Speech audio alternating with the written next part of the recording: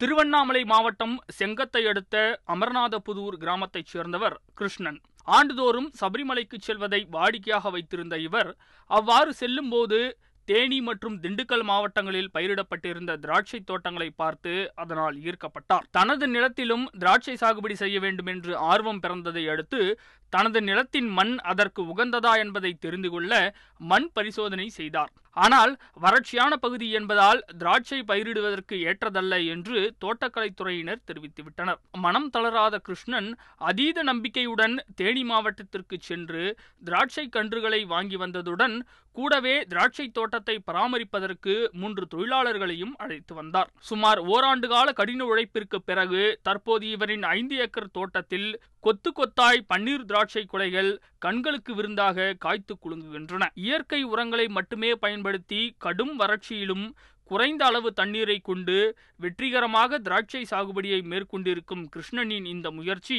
சுற்றுவட்டார விவசாயிகளை வியப்பில் ஆழ்த்தியுள்ளது. நாள்தோறும் ஏராளமானோர் திராட்சை தோட்டத்தினை ஆர்வமுடன் வந்து பார்வையிட்டு செல்கின்றனர். இயற்கை முறையில் விளைவிக்கப்பட்ட திராட்சை பழங்களை வியாபாரிகள் நேரடியாக வந்து வாங்கிச் செல்வதாக தெரிவிக்கும் இவர் மாற்றுப் பயிர்களை பயிரிட வேளாண்மை துறை ஊக்குவிக்க வேண்டும் என்றும் வேண்டுகோள் விடுக்கிறார். நம்ம மண்ணில் அந்த திருவண்ணாமலை மாவட்டத்தில் வராதுன்னு சொன்னாங்க.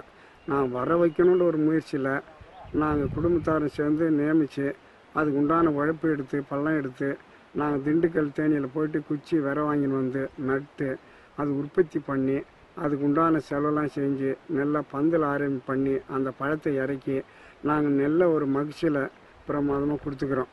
அதனால் கலெக்டர் ஐயாவோ டிடி ஐயாவோ ஆர்ஐயாவோ மற்றவங்க வந்து பார்த்து அக்ரியை பார்த்து எங்களுக்கு ஒரு நல்ல வாய்ப்பு வரமுறையாக கொடுத்து எங்களுக்கு நல்ல ஒரு ஃபேமஸாக எங்களுக்கு ஒரு வழங்குமாறு பணிவான்போடு கேட்டுக்கொள்கிறேன்.